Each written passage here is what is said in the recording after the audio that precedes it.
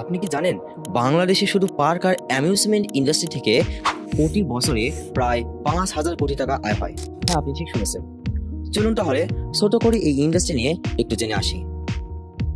বর্তমানে বাংলাদেশে 300+ amusement park আছে, ঢাকা, চট্টগ্রাম, বরিশাল, এমনকি বগুড়া, ময়মনসিংহেও। আর সবচাইতে জনপ্রিয় পার্কগুলোর মধ্যে রয়েছে ফ্যান্টাসি কিংডম, নন্দন পার্ক, ফয়েজ লেক কনকর্ড আর ড্রিম হলিডে পার্ক।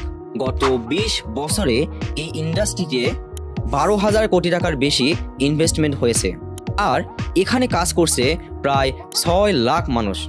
সাধারণত ছুটির দিনেই এসব পার্কে ভিড় থাকে হাজার হাজার মানুষের। ধরুন আপনি প্রতি মাসে একবার ঘুরতে যান, তাহলে আপনি শুধু পার্কের টিকিট নয়, তার সাথে খাবার, রাইড আর শপিং, এই সব মিলিয়ে আপনি নিজেও এই ইন্ডাস্ট্রিকে সমর্থন করছেন।